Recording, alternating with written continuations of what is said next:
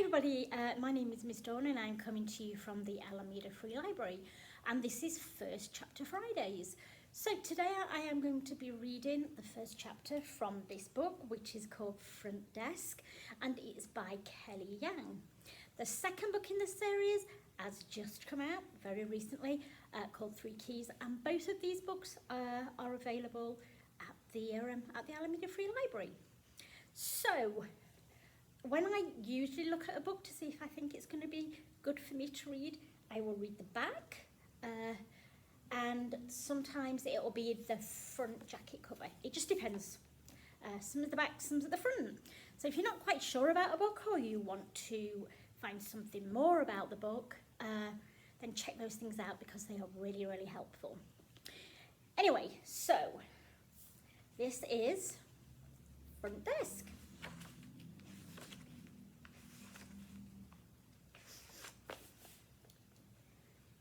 My parents told me that America would be this amazing place where we could live in a house with a dog, do whatever we want, and eat hamburgers till we were red in the face. So far, the only part that we've achieved is the hamburger part, but I was still holding out hope, and the hamburgers here are pretty good. The most incredible burger I've ever had was at the Houston Space Center last summer. We weren't planning on eating there. Everybody knows museum food is 50,000 times more expensive than outside food. But one whiff of the sizzling bacon as we passed by the cafe and my knees wobbled. My parents must have heard the howls of my stomach because the next thing I knew, my mother was rummaging through her purse for coins. We only had enough money for one hamburger, so we had to share.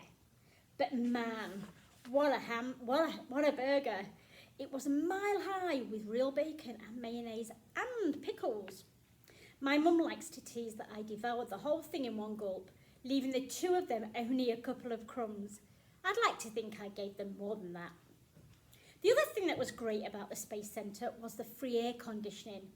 We were living in our car that summer, which sounds like a lot of fun, but actually wasn't because our AC was broken. So after the burger, my dad parked himself in front of the vent and stayed there the entire rest of the time. It was like he was trying to turn his fingers into popsicles. My mum and I bounced from exhibit to exhibit instead. I could barely keep up with her. She was an engineer back in China, so she loves math and rockets. She oohed and awed over this module and that module. I wish my cousin Shen could have been here too. He loves rockets. When we got to the photo booth, my mother's face lit up. The booth took a picture of you and made it look like you were an astronaut in space. I went first. I put my head where the cardboard cutout was and smiled when the guy said cheese. When it was my mum's turn to take her photo, I thought it would be funny to jump into a shot. The result was a picture of her in an astronaut suit hovering over Earth and me standing right next to her in my flip-flops doing bunny ears with my fingers. My mother's face crumbled when she saw a picture. She pleaded with the guy to let her take another one, but he said, "No can do, one picture per person." For a second, I thought she was going to cry. We still have the picture. Every time I look at it, I wish I could go back in time. If I could do it all over again, I would not photobomb my mum's picture, and I'd give her more of my burger. Not the whole thing, but definitely more bites. At the end of that summer, my dad got a job as an assistant fryer at a Chinese restaurant in California. That meant we didn't have to live in our car anymore, and we could move into a small one-bedroom apartment. It also meant that my dad brought home fried rice from work every day. But sometimes he also brought home big old blisters all up and down his arm. He said that they were just allergies, but I didn't think so. I think he got them from frying food all day long in the sizzling wok. My mum got a job in the front of the restaurant as a waitress. Everybody liked her and she got great tips. She even managed to convince the boss to let me go with her to the restaurant after school since there was nobody to look after me. My mother's boss was a wrinkly white-haired Chinese man who reeked of garlic and didn't believe in wasting anything. Not cooking oil, not toilet paper, and certainly not free labour. "You think you can handle waitressing, kid?" he asked me. "Yes, sir," excitement pulsated in my ear. "My first job. I was determined not to let him down. There was just one problem. I was the only 9 then, and I needed 2 hands just to hold one dish steady. The other waitresses managed 5 plates at a time. Some didn't even need hands. They could balance a plate on their shoulder. When the dinner rush came, I too loaded up my carrying tray with 5 dishes. Big mistake. As my small back gave in to the mountainous weight, all my dishes came crashing down. Hot soup splashed onto customers and fried prawns went flying across the restaurant. I was fired on the spot, and so was my mother. No amount of begging or promising to do the dishes for the next gazillion years would change the owner's mind. The whole way home, I fought tears in my eyes. I thought of my 3 cousins back home. None of them had ever gotten fired before. Like me, they were only children as well. In China, every child is an only child, ever since the government decided all families are only allowed 1. Since none of us had siblings, we were house siblings. Leaving them was the hardest part about leaving China. I didn't want my mum to see me cry in the car, but eventually that night she heard me. She came into my room and sat on my bed. "Hey, it's okay," she said in a Chinese, hugging me tight. "It's not your fault." She wiped a tear from my cheek. Through the thin walls, I could hear the sounds of husbands and wives bickering and babies wailing from the neighbouring apartments, each one as cramped as ours. "Mum," I asked her, "why did we come here? Why did we come to America?"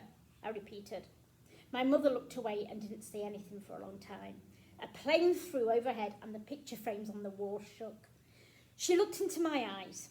"Because it's freer here," she finally said, which didn't make any sense. Nothing was free in America. Everything was so expensive. But Mum, "One day you'll understand," she said, kissing the top of my head. "Now, go to sleep." I drifted to sleep, thinking about my cousins and missing them and hoping they were missing me back. After my mother got fired from the restaurant, she got very serious about job hunting. She called it getting back on her horse. It was 1993 and she bought every Chinese newspaper she could find. She pored over the jobs section with a magnifying glass like a scientist. That's when she came across an unusual listing. A man called Michael Yao had put an ad out in a Chinese newspaper looking for an experienced motel manager. The ad said that he owned a little motel in Anaheim, California, and he was looking for someone to run the place. The job came with free boarding too. My mother jumped up and down and she grabbed the phone. Our rent then cost almost as much as my dad's salary. And who said that everything in America were free, but things were free? To her surprise, Mr. Yao was equally enthusiastic. He didn't seem to mind that my parents weren't experienced and really liked the fact that they were a couple. 2 people for the price of 1, he joked in his thick Taiwanese accented Mandarin when we went to the house the next day. My parents smiled nervously while I tried to stay as still as I could and not screw it up for them, like I'd screwed up my mother's restaurant job. We were sitting in the living room of Mr. Yao's house, or rather his mansion. I made myself look at the floor and not stare at the top of Mr. Yao's head, which was all shiny under the light, like it had been painted in egg white. The door opened and a boy about my age walked in. He had on a t-shirt that said, "I don't give a," and underneath it a picture of a rat and a donkey. I raised an eyebrow. "Jason," Mr. Yao said to the boy, "say hello." "Hi," Jason muttered. My parents smiled at Jason. "What grade are you in?" they asked him in Chinese. Jason replied in English, "I'm going into 5th grade. "Ah, same as Mia," my mum said. She smiled at Mr. Yao. "Your son's English is so good." She turned to me. "Hear that, Mia? No accent." My cheeks burned. I felt my tongue in my mouth like a limp lizard. "Of course he speaks good English. He was born here," Mr. Yao said. "He speaks native English." Native? I mouthed the word. I wondered if I worked really hard, would I also be able to speak native English one day? Or was that something just completely off limits for me? I looked over at my mum, who was shaking her head. Jason had disappeared to his room and Mr. Yao asked my parents if they had any questions. "Just to make sure we can live at the motel for free?" my mum asked. "Yes," Mr. Yao said.